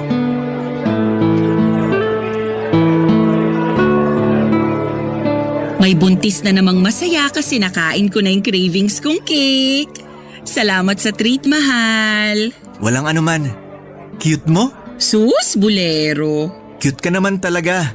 Lalo ngayon na naglilihi ka. Ganito pala ang feeling ng naglilihi. Mahirap ba? Sakto lang. May mga araw na mahirap, meron namang okay lang. Carry, ganon. Pero kaninang umaga pagising ko, sabi ko sa sarili ko gusto ko kumain ng cake. Kaya lang ayoko naman ng mga nabibili lang sa mga kilalang cake shop. Ang hirap lang kasi hindi ko alam kung anong eksaktong cake yung gusto kong kainin. Maghapon yun. Buti na lang naisipan mo kong dalhin sa cafe na to. Tapos sakto, nakita ko nga yung cake na gusto kong kainin. Matagal na kitang gusto dalhin dito kasi mahilig ka sa kape, di ba? Oo. Okay lang daw ba sa buntis na magkape? Okay lang naman sabi ng OB ko pero wag palagi. Hindi naman maselan pagbubuntis ko kaya nagpapasalamat ako sa Diyos. Siyempre, alam mo na, risky na talaga lalo pag mga gantong edad ng babae. Yun nga yung napag-usapan namin ni nanay kagabi, mahal. Ano yun? Na kahit di naman maselan yung pagbubuntis mo, mahirap pa rin na sumugal. Nag-iingat naman ako, mahal. Hindi mo kailangan mag-alala sa akin. Alam ko pero mahirap di mag-alala. Lalo na kapag bumabiyahe ka papunta at pauwi sa inyo. Grabe yung kaba ko kapag hindi kita nahahatid kasi may kailangan akong i-overtime. Di kayo mawala ng anak natin sa isip ko. Naiintindihan naman kita, pero matagal ko na rin namang ginagawa yung pagmumotor pa uwi. Simula pa nung nag-pandemic. Para sa akin, mas mabilis ang biyahe at mas praktikal kaysa jeep. Saka maliit pa naman tong tiyan ko, pwede pa akong umangkas sa motorsiklo. Kaya lang mahihirapan ka na pag lumaki na yung tiyan mo. Pwede naman akong mag-UV na lang. Hindi naman talaga problema yung biyahe. Yung inuuwian ko lang kasi sa Rizal pa yun, malayo-layo rin. Kaya nga naisip namin ni nanay na tumira ka na lang sa bahay. Ha? Tumira sa bahay nyo? Oo, para magkasama na tayo at lalo kitang mabantayan. Tsaka mas malapit yung bahay namin sa trabaho natin since pareho lang naman na nasa Quezon City. Sige na mahal, pumayag ka nang tumira sa bahay namin. Sigurado ka ba talagang ayos lang sa nanay mo? Kasi baka sanay siya na kayong dalawa lang sa bahay nyo simula nung bumukod yung mga kuya mo. Oo naman, siguradong sigurado. Tsaka si nanay pa nga ang nagsuggest nun eh. Gusto ka rin daw niyang makasama sa bahay at mabantayan yung pagbubuntis mo. Okay, pero parang ako naman yata ang maninibago. Mabait naman si nanay. Tsaka huwag kang mag-alala kasi may privacy tayo sa bahay. May sarili naman akong kwarto eh. Ang gusto ko lang naman maging safe kayo ng baby natin. Pag doon na kayo sa bahay tumira, pwede kong gamitin yung tricycle namin. Yung nasa garahe nyo? Oo, pundar pa yun ng tatay namin. May kalumaan pero maayos pa naman yung makina. Tsaka wala namang gumagamit nun kasi may motor naman ako. Aayusin ko na lang para mas maging komportable ka. Kaya sana pumayag ka na. Kung lilipat kasi ako sa inyo, kailangan kong kausapin yung landlord ko. Saka yung mga gamit ko sa apartment, paano natin hahakutin? Huwag kang mag-alala, ako nang bahala dyan. Basta pumayag ka lang. Pwede bang pag-isipan ko muna? Oo naman. Basta sabihan mo lang ako sa magiging desisyon mo. Huwag kang mag-alala, sasabihan talaga kita. Saka bigyan mo lang muna ako ng ilang araw para mag-isip. Medyo nabigla kasi ako eh. At saka malaking desisyon talaga yung gagawin ko sakaling lumipat ako sa inyo. Alam ko naman na mabait ang nanay mo, pero kailangan ko pa rin mag-isip. Naiintindihan ko naman. Kaya nga ayos lang sa akin na bigyan ka ng ilang araw. Thank you, mahal. Sobrang na-appreciate ko ang pagiging maunawain mo. Na-appreciate ko naman ang gustong mangyari ng boyfriend ko nang sabihin niyang tumira ako sa bahay nila kasama ang nanay niya. Nasa Quezon City lang din kasi sila nakatira at hindi hamak na mas malapit kesa sa inuwian ko sa Cainta, Rizal. Pero alanganin pa rin ako noon dahil makakasama ko sa bahay nila si nanay. Hindi kasi ako sanay nang may kasama simula nang maghiwalay kami ng ex ko at alam yun ni Jimbo. Pero alam ko na hindi na lamang sarili ko ang dapat kong isipin. Lalo na may buhay na sa sinapupunan ko. Kaya ginawa ko ang makakabuti para sa anak namin matapos kong pumayag na lumipat sa bahay nila Jimbo sa Quezon City. Kahit maliit lang ang bahay nila ay meron namang kaming sariling kwarto ng boyfriend ko. Kaya masaya pa rin ako dahil may privacy pa rin kami. Kaya lang ay may mga pagkakataon pa rin talaga na hindi mapigilang umiksena ng nanay niya.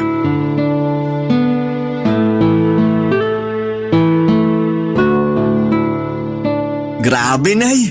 Sarap talaga nitong paksiw na bangus nyo. Kaya nga yan ang niluto ko kasi alam kong paborito mo. Kain ka lang ng marami, baka mamayat ka na niyan eh. Ikaw din, Analea, dapat laging busog ang buntis. Damihan mong kain mo kasi naghahati na kayo ng baby mo. Opo, salamat po, Nay. Mahal, pasuyo naman ng malamig na tubig. Nauuhaw na kasi ako. Ay, o sige. Kunin ko lang sa ref. Ay, sandali. Huwag dun. Diyan ka na lang sa may water jug natin. Pero hindi po yun malamig. Kahit na, mas mainam na hindi malamig na tubig ang pinaiinom mo kay Analea lalo na't buntis siya. Okay lang naman po yun, Nay. Saka nauuhaw na po ako. Gusto ko ng malamig na tubig. Anong okay ka dyan? Paano na lang pag gininaw yung baby sa tiyan mo? Sige nga. Ano po? Ganon yun. Siyempre, pag ininuman mo ng malamig na tubig o kinainan ng malamig na pagkain, di ginawin talaga yung baby. Kawawa naman. Saan nyo naman po yan nabasa? Paniniwala yun ng matatanda. Kaya nga ako noon nung pinagbubuntis ko kayo ng mga kuya mo hindi ako umiinom ng malamig na tubig. Hindi naman po totoo yun. Totoo yun. Marunong ka pa sa mga ninuno natin, ha? Okay lang, mahal. Yung water sa jug na lang yung kunin mong tubig. Sigurado ka? Oo. Sige, kuha na kita. Salamat. Buti pa tong si Analea masunurin Hindi tulad mo, Jimbo. Palibasa, hindi ka naman nagbubuntis. Parang imposible naman po kasi yung sinabi nyo. Anong imposible doon? Kasi kung giginawin yung baby sa tiyan dahil sa pag-inom ng malamig na tubig, ibig sabihin mapapaso rin siya pag humigop ng mainit na sabaw yung nanay? Ha? Kita nyo na, nag-iimbento lang kayo ng pamahiin. Hindi kaya ako nag-iimbento. Mahal, hayaan mo na lang si nanay. Akin na yung tubig ko. Nanunuyo na yung lalamunan ko Ay, eto na tubig mo. Sorry, mahal. Salamat. Naku, sana naman kambal na babae yung maging baby niyo. Parang imposible naman po yung kambal kasi wala naman tayong lahi nun. Kaya nga bumili ako nitong kambal na saging para ipakain kay Analea Oh, nak, kainin mo to. Naku, ayoko po ng saging. Nasusuka po ako dyan Nick, ngayon lang naman. Nakipag-agawan pa ako sa palengke para makuha yung may kambal na saging. Paniniwala kasi na kapag kinain niya ng buntis, magiging kambal ang anak niya. Ayan na naman po kayo. Naniniwala na naman kayo sa kasabihan. Totoo yun. Bakit yung kinakapatid mo, kambal yung naging anak kumain lang daw ng kambal na saging yung asawa? Yung kambal ng kinakapatid ko, fraternal, babae at lalaki. Ibig sabihin na mamana yun, lalo na sa lahi nila. Pero may kakilala ko, kambal na babae yung anak pagkatapos kumain ng kambal saging. Di ba, Analea? Ganun yun, di ba? Wala naman pong basihan na pwedeng magkaroon ng kambal na anak sa pagkain ng kambal na saging. Pero hindi ko naman sinasabing wala ng chance na magkaroon kami ng kambal ni Jimbo. Pero hindi yun dahil sa kambal na saging. May scientific explanation pa rin yun. Scientific explanation mo mukha mo. Basta, naniniwala ako na kagagawan yun ng kambal na saging. Huwag mo na nga akong kontrahin, Jimbo. Ayaw mo ba talagang kainin ton saging? Ayoko po talaga. Sige, ako na lang kakain ito. Hala, baka naman kayo magbuntis ng kambal, Nay. Paano mangyayari yun matagal nang patay ang tatay mo? Joke lang po.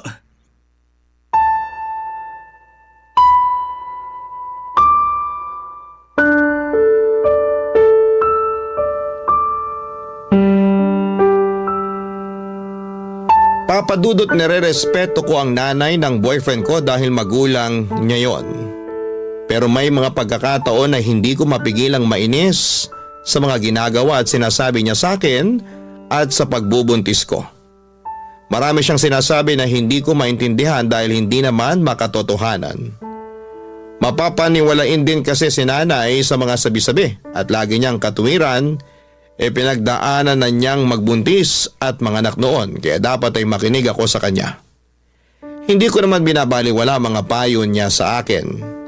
May iba naman kasi doon na useful pero ako mismo ay inaaral ko rin naman kung paano magbuntis ng tama at maging nanay. Kaya lang madalas ay baliwalain ni nanay ang mga effort ko at sinasabi niyang dapat mas pakinggan ko siya kasi papunta pa lang daw ako ay nakabalik na siya.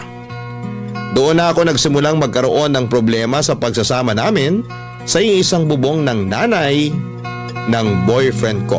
Barangay Love Stories. Barangay Love Stories.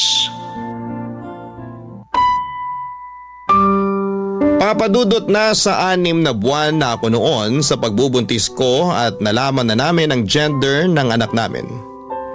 Lalaki ang panganay namin kaya masayang masaya ako. Pero hindi ganon ang nararamdaman ng nanay ni Jimbo dahil gusto raw niya ng kambal na babae. Puro kasi lalaki ang mga anak niya kaya pinagdasal daw niya sa lahat ng santo na sana'y kambal na babae ang maging anak ko. Sinisisi niya rin ako kasi hindi ko raw kinain yung kambal na saging na pinakakain niya sa akin noon. Sa kabila ng lahat ay unti-unti na lang tinanggap ni nanay ang magiging apo niya. Pero ilang buwan din bago nangyari yon. Puro kasi siya parinig sa akin na hindi ko raw sinusunod ang mga sinasabi niya para maging kambal na babae ang anak ko. Sa pikon ko minsan ko na siyang sinagot na sa anak niya galing ang genes na nagbibigay ng gender sa babae. Siyempre hindi siya naniwala doon dahil ako naman daw ang nanay at may matres sa aming dalawa ni Jimbo. Hinayaan ko na lamang siya kung yon ang paniniwala niya dahil na-realize ko na mas mahirap turuan ang matatanda kaysa bata. Dumating ang kabuwanan ko at patuloy pa rin si nanay sa pang-iinis sa akin.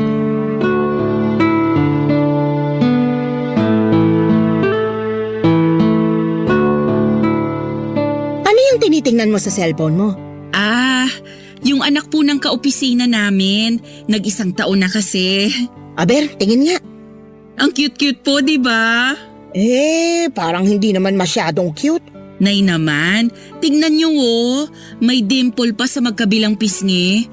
Sana may dimple rin magiging anak namin ni Jimbo. Yung dimple cute pero yung bata hindi. Tingnan mo nga, ang laki-laki ng nguso tapos ang itim-itim ng balat. Kulot pa. Ano ba namang itsura yan? May lahi po kasi yung tatay, kaya namana doon yung kulay ng balat. Ay, kaya naman pala pangit. Nanay talaga. O bakit? Totoo naman yung sinabi ko Akala kasi ng ibang nanay lahat ng baby cute pero hindi naman. Kinukumbinsi lang nilang sarili nila na cute yung mga anak nila kasi mga anak nila yon. Wala na silang mag-aagawa. Pero yung batang yan, hindi cute, pangit. Sobra naman po kayo. Wala naman pong ginagawa sa inyo yung bata. Wala naman siyang kailangan gawin sa akin Tsaka, masama ba na magsabi ng totoo? Hindi po. Pero lumalabas na nilalait nyo na yung anak ng kaopisina ko. Lait na palang pagsasabi ng totoo ngayon. Ibang klaseng henerasyon. Matanong lang kita ha. Ano bang cute sa batang yan? At kulang na lang idikit mo na yung mga mata mo sa cellphone mo sa kakatitig sa kanya. Alam mo, may kasabihan ng mga matatanda na kapag panay ka ng tingin sa pangit, lalo na kapag buntis ka, pangit din yung magiging anak mo. Kaya nga ako noon, panay tingin sa picture ng mga gwapong artista noong kapanahunan namin para naman artistahin yung mga anak ko. Ay, wala naman pong basihan yung sinasabi nyo. Yung itsura ng magiging anak namin ni Jimbo galing sa aming dalawa. Pwedeng kamukha ko, pwedeng kamukha ni Jimbo, pwedeng hati kami. Saka kahit ano pa ang maging itsura ng anak namin, hindi namin siya tatawaging pangit. Diyan ka magaling sa pagsagot-sagot sa akin. Naligo lang ako, narinig ko na kayo nagtatalo ni Analea, Nay. Anong nagtatalo? Nag-uusap lang kami nitong kinakasama mo. Ano pong pinag-uusapan nyo? Pinagsasabihan ko lang naman siya na panay titig siya dyan sa picture ng anak ng kaopisina nyo. Ang pangit-pangit na bata. Oho, sobra naman kayo makapanlait. Walang pangit na bata. Ay meron. Hindi ba kayo marunong tumingin? Marunong po. Kaya nga kako kay Analea, huwag pagduldulan ng mga mata sa picture ng pangit na batang yon. Kasi baka maging kamukha ng anak ninyo. Paniniwala yun ng mga matatanda noon. Sige ka, magkakaroon ka ng anak na hindi mo kamukha kasi pangit. Nay, sumusobra na po kayo ah. Hindi po magiging pangit ang anak namin ni Jimbo. Sa awa ng Diyos, normal ang baby namin. Walang kapansanan base sa ultrasound. Pero kahit na ano pang maging itsura niya, naniniwala akong hindi siya magiging pangit. Hindi rin naman pangit yung anak ng kaopisina namin. Kayo lang yung nagpapapangit dun sa bata kasi pangit yung ugali nyo. Ano sabi mo? Abay napakabastos mo ah. Tama naman po si Analea. Sa lagay, mas kinakampihan mo pa yung babaeng yan kaysa sa akin na nanay mo? Ano klaseng anak ka? Hindi naman po kasi tama namang husga. Lalo na ng inosenteng bata. Tsaka masyado na kayong nilalamon ng mga pinaniniwalaan nyo na wala namang basihan. 2023 na po. Hindi na to panahon ng kopong-kopong. Ewan ko sa'yo. Marunong pa kayo sa akin? Pwede bang mamaya na kayo mag-away? Ha? Pati ba naman pag-aaway namin may schedule pa? Manganganak na yata ako, Day. Mamaya na kayo mag-away ni Jimbo kasi ang sakit-sakit na talaga. Hala, teka. Dadalhin na kita sa ospital, mahal. Papadudot mabilis akong sinugod ni Jimbo sa ospital at na-admit na nga ako para manganak. Buti na lang at safe ang baby namin dahil baka hindi ko mapatawad ang nanay niya sa pangi-stress sa akin. Ang tagal ko rin nagtimpi na huwag siyang masagot-sagot dahil nga sa ginagalang ko pa rin siya. Pero noong araw bago ako manganak ay punong-puno na ako sa kanya plus sobrang sakit pa ng balakang, likod at puson ko dahil nagle-labor na pala ako. Lumipas ang 6 na buwan ay nagkasundo naman kami ni nanay matapos pumagitna sa amin si Jimbo. Kinausap din niya ang nanay niya kaya himalang bumait ang pakikitungo nito sa akin. Masaya na rin naman ako dahil close siya sa baby boy namin at nagbobolontaryo pang mag-alaga sa anak namin lalo noong bumalik na ako sa trabaho. Kahit nakabado ako kasi ayokong ipagkatiwala kanino man ang baby ko, ay nagtiwala pa rin ako sa biyanang kong hilaw katulad ng pakiusap sa akin ni Jimbo. Kaya lang isang hapon habang nasa trabaho kami ni Jimbo, ay biglang tumawag sa akin si nanay kasi iyak daw ng iyak ang anak ko at hindi niya mapatigil. Sa alala ko ay nagpa-undertime ako at umuwi na sa bahay namin. Naabutan ko ang iyak ng iyak ang anak ko at takot na takot ako kasi para siyang hindi makahinga. Agad kong dinala sa pedya ang bata at doon ko natuklasan na may tonsillitis siya. Naiyak na lamang ako nang malaman yon at agad na tinawagan si Jimbo para sunduin kami sa klinik. Pagkawi sa bahay ay kinompronta ko si nanay.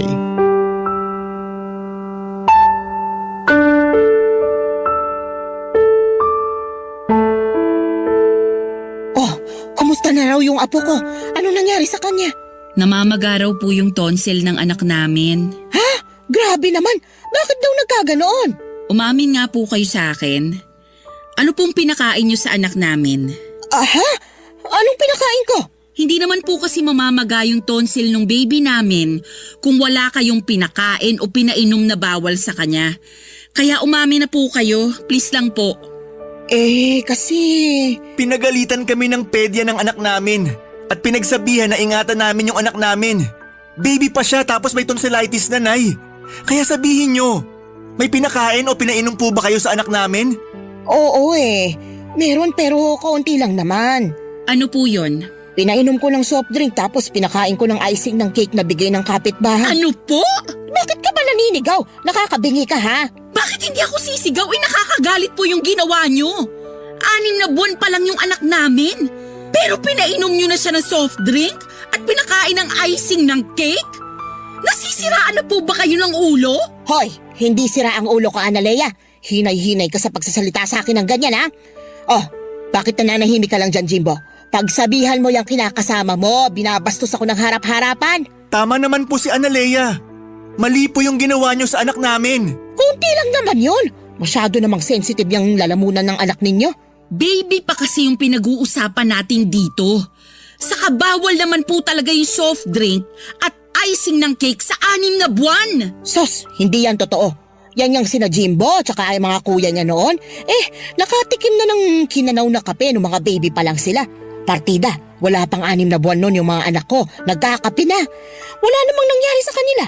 Hindi naman ninervyos o namagayong tonsil. Ang sabihin mo, mahina lang talagang resistensya ng anak mo. Kulang ka kasi sa bitamina nung pinagbubuntis mo yan kaya namanay ang kahinaan ng katawan mo. Kasalanan mo rin kasi, masyadong matigas ang ulo mo. Hindi mo kinakain yung mga pinakakain ko sa'yo. Alam niyong naging maingat ako sa pagbubuntis ko. Kaya wag niyo akong sisisihin sa kasalanang hindi ko ginawa. Kayong may kasalanan kaya namaga ang tonsil ng anak ko. Kung ano-ano kasing pinainom at pinakain niyo sa kanya. Saka wala kayong karapatan na ikumpara ang baby ko sa mga bata noon. Swerte na lang na walang nangyaring masama sa anak niyo dahil sa ginawa niyo. Pero hindi ibig sabihin, may karapatan na kayong gawin din yun sa anak ko. Ay, kung makapagsalita ka, akala mo ibang tao sa akin yung anak mo, ha? Baka nakakalimutan mong apo ko rin yan. Apo niyo lang yung anak ko pero ako pa rin ang nanay. Ano ba, Jimbo? Hahayaan mo lang ba na bastusin ako ng babaeng yan? Nanay mo ko, ipagtanggol mo ko. Sorry po talaga, pero maling-mali kayo rito. Buhay ng anak namin yung nilagay niyo sa alanganin. Ang OA nyo naman. Hindi naman nakakamatay yung pamamaga ng tonsil eh. Tsaka, gagaling din yung anak ninyo. Huwag kayong ma-stress. Hirap kasi sa inyo, masyado kayong nagmamarunong. Ay, sa inyo ako mas na-stress, Nay. Ay nako, sige ka, mabilis kang tatanda niyan. Tingnan mo na lang yung mga kulubot mo sa muka, lalong nagiging halata. Baka bukas makalawa, mapagkamalang ka ng nanay ng anak ko. Sige ka. Tumigil na po kayo! Oo na, titigil na. Ay, buti pa alis muna ako kasi hinahanap na ako ng mga kaibigan ko. Magmamadyong kami. Doon na lang ako para makapag-relax din ako. Lalo nakaka-stress dito sa bahay nang dahil sa inyo. Che!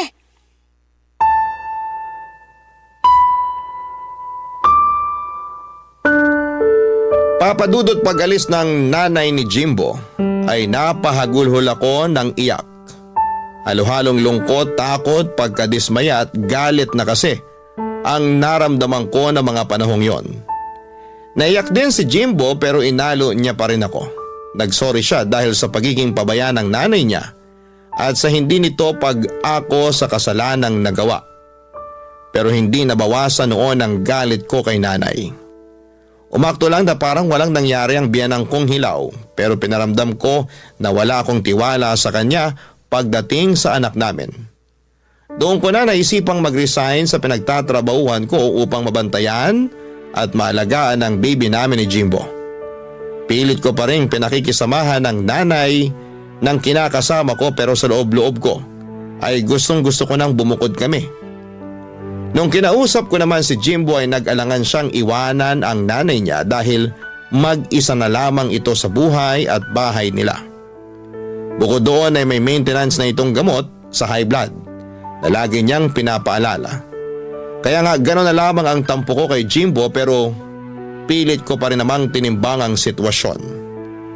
Baka maging konsensya ko pa kung may mangyaring masama sa biyanang kong hilaw. Sana mapayuhan ako ng mga kabarangay natin, Papa Dudut. Aminado ako na may mga gabi na naiisip kong umalis na lamang kami ng anak ko sa poder ni na Jimbo at magpakalayo-layo. Pero mahal ko ang kinakasama ko kaya naguguluhan ako sa kung ano ang pwede kong gawin. Maraming salamat po sakaling mapili ninyong i-air ang istorya ng buhay ko. God bless sa Barangay Love Stories and more power sa inyong istasyon. Ang inyong forever kapuso at kabarangay, Analea. Barangay Love Stories. Barangay Love Stories. Anong say mo sa Barangay Love Stories na ito? Pagkwentuhan natin sa comment section yan. Nagustuhan ng iyong napakinggan? Ituloy yan via live stream sa www.gmanetwork.com/radio.